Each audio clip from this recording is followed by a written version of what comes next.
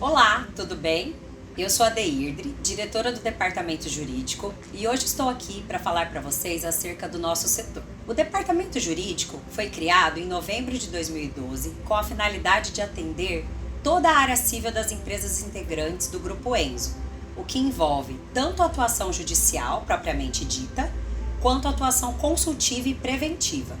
Portanto, temos a função de defender os interesses do grupo no judiciário, bem como atuar de forma preventiva, esclarecendo dúvidas e promovendo ações internas com o intuito de minimizar riscos, assim como o impacto negativo de determinados procedimentos. Assim, quando vocês observarem casos que impliquem maiores riscos de problemas futuros, peço que entrem em contato conosco através de telefone, e-mail ou helpdesk, que serão disponibilizados ao final deste vídeo. Também não hesitem em entrar em contato conosco em casos de dúvidas ou necessidade de consultoria, pois o propósito maior do nosso departamento é tentar evitar problemas e demandas judiciais desnecessárias.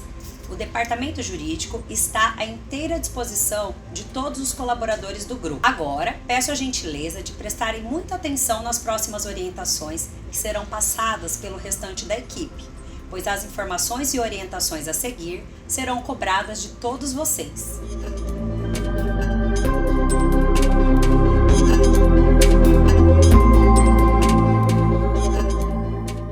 Olá, meu nome é Renata, sou advogada do grupo e vim falar um pouquinho sobre noções de direito do consumidor. O Código de Defesa do Consumidor foi criado em 1990 e de lá para cá a legislação sobre as relações de consumo evoluiu bastante. O Grupo Enso atua no ramo de concessionárias, com vendas de veículos novos e seminovos, produtos, peças em balcão, prestação de serviços, tais como recall, revisões, reparos mecânicos e consertos de veículos sinistrados. Nesse sentido, é importante que cada um dos funcionários do grupo tenha noção de alguns elementos básicos que impactam diretamente no ramo de atividade das empresas do grupo. Pois bem, agora eu vou passar algumas definições para vocês terem noção. Fornecedor é toda pessoa ou empresa que fabrica, constrói, comercializa produtos ou ainda que presta serviços. Consumidor hipossuficiente é toda pessoa ou empresa que adquire, utiliza produtos e serviços para uso próprio. A lei entende que o consumidor é hipossuficiente, mas aí você vai me perguntar, mas Renata, o que é hipossuficiente? Hipossuficiente significa que o consumidor está do lado mais fraco e desprotegido da relação comercial e que, em razão disso, conta com algumas vantagens dentro de um processo judicial. Entre elas, podemos mencionar a inversão do ônus da prova. Inversão do ônus da prova significa que nos processos judiciais cabe à empresa provar a versão dos fatos. Por exemplo, caso o cliente diga que trouxe o veículo para realizar uma revisão e um funcionário, ao manobrá-lo, acabou danificando o veículo, caberá, neste caso, à concessionária provar que o veículo já estava batido quando deu entrada na concessionária.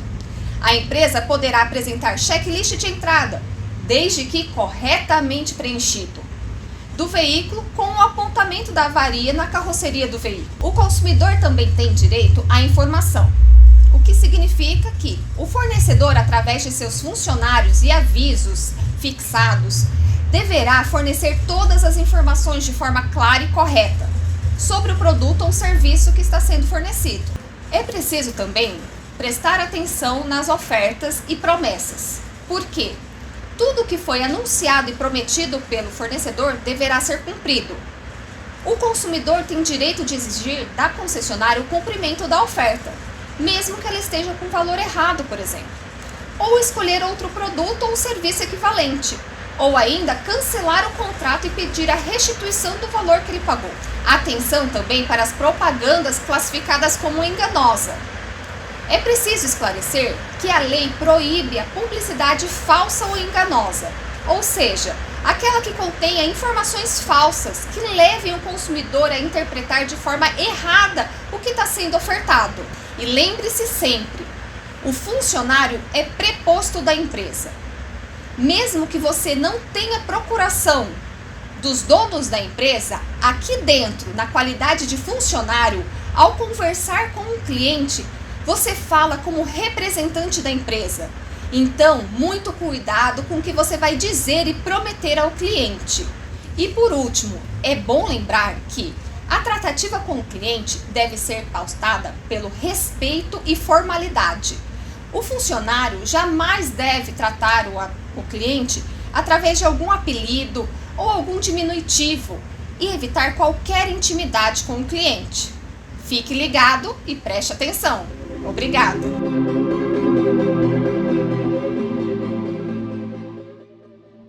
Olá, me chamo Karine Escobar, eu sou uma das advogadas do Departamento Jurídico e eu vou falar um pouquinho sobre a importância das correspondências destinadas ao nosso departamento.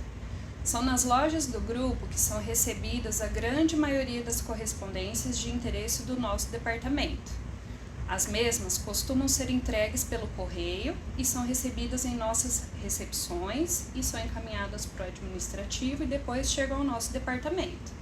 Assim, é importante definirmos que as correspondências destinadas ao departamento jurídico, além daquelas especificamente endereçadas ao departamento, são todas aquelas enviadas pelo Poder Judiciário e PROCON, além de notificações enviadas pelo cliente. Adicionalmente, acontece do próprio cliente ou seu advogado vir trazer essas notificações pessoalmente na loja.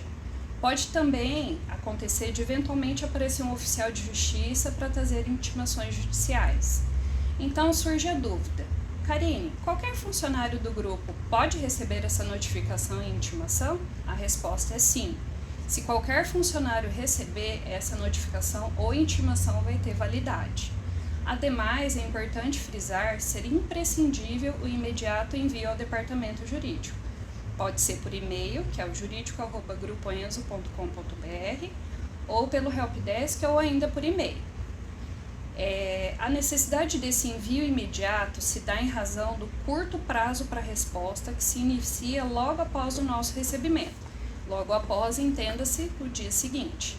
A demora ou inércia no envio pode gerar grave consequência para o grupo, como aplicação de multa, condenação em processos, perda de prazos, recursos, além de alguns casos configurar o crime de desobediência.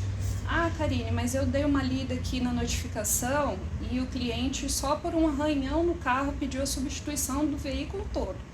Vai ter que atender o pleito dele se a gente perder o prazo. Mas e se eu me esquecer de encaminhar para o jurídico?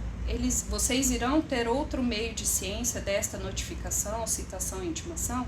A resposta é não. Mas fique ligado, as notificações extrajudiciais ou correspondências destinadas a outras empresas ou seus sócios não devem ser recebidas, pois pertencem a outra empresa ou pessoa. Por exemplo, se na Campai chega uma correspondência endereçada à Toyota, que é a fabricante, deve-se recusar o recebimento da mesma. Outro exemplo, se na Enzo Veículos, que é a Fiat, chegar uma correspondência da Enzo Motors, também não deve ser recebido, porque não é ali que ela deve ser recebida. Assim, destacamos 3 dicas relevantes. Em caso de recebimento pessoal de notificação ou intimação, na via você deve colocar a data, a hora e o nome de quem recebeu. Ah, Karine, mas por que é importante colocar a hora? Porque tem notificações que a gente recebe que a gente tem 48 horas para responder. Então, a hora é contada do recebimento. Dica 2. Documentos destinados ao jurídico sejam enviados da forma digitalizada antes da via física. E dica 3. No caso de correios, não descarte o envelope original e envie juntamente para o jurídico. Por quê? Porque lá no envelope também tem informações relevantes que vai ajudar na nossa resposta. Obrigada!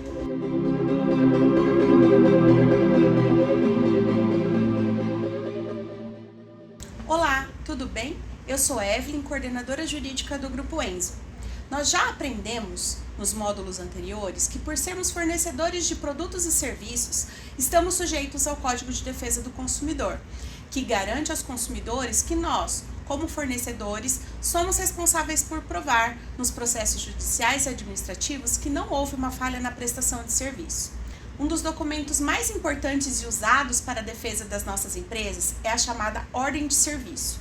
Mas afinal, o que é uma ordem de serviço e para que ela serve. A ordem de serviço é um documento que registra a prestação de um serviço a um cliente. Ela é utilizada tanto quando há o conserto de um veículo, a instalação de acessórios e até mesmo nas revisões e manutenções periódicas. As ordens de serviço possuem campos de preenchimento obrigatório, que são muito importantes pois trazem um resumo de toda a prestação de serviço, como os dados do consumidor, do veículo, a quilometragem, o estado de conservação do mesmo, a reclamação do cliente, o diagnóstico, o serviço realizado, as peças eventualmente substituídas, a data do início e do término da prestação e a assinatura do cliente, que é a única forma que temos de demonstrar que ele teve acesso a todas as informações ali contidas. Via de regra, o cliente sempre fica com uma via da ordem de serviço. Por isso, é muito importante termos máxima atenção ao preenchimento correto e completo de todos os campos, pois é este documento que ou nos prejudica ou nos ajuda numa eventual defesa judicial. Quais são os maiores erros no preenchimento das ordens de serviço?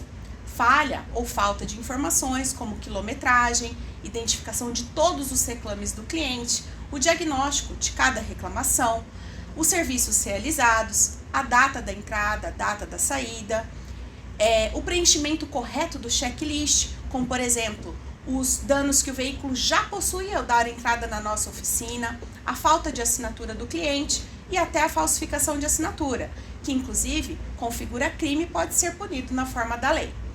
Tenha sempre em mente que se o campo de preenchimento existe, é porque ele é importante.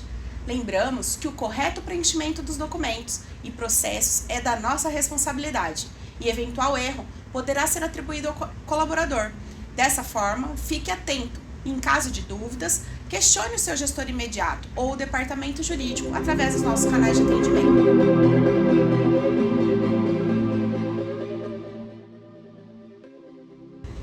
Olá, tudo bem? Eu sou a Evelyn, coordenadora jurídica do Grupo Enzo, e hoje eu vim falar para vocês sobre a negativa de garantia. Quando efetuamos a venda de produtos e serviços, existem as chamadas garantias, que podem ser decorrentes de lei ou do contrato entre as partes. No caso de veículos novos, 0 km, existe a garantia oferecida pela fabricante, em relação a determinados itens do veículo, como motor, câmbio, entre outros. Desta forma, quando um cliente apresenta uma reclamação que estaria coberta em garantia, podem surgir situações de negativa, em razão do mau uso ou de agente externo. São alguns exemplos de mau uso e agente externo, quando, por exemplo, entra água no sistema do veículo, quando o condutor dirige em estradas alagadas, a utilização de combustível impróprio ou adulterado, danos decorrentes de animais, quedas de árvore, sinistros, buracos, entre outros. Nesses casos, nossa experiência nos ensina que a situação pode facilmente se complicar, pois é comum que os clientes não se conformem com a negativa e ajuizem ações buscando a satisfação de seus interesses.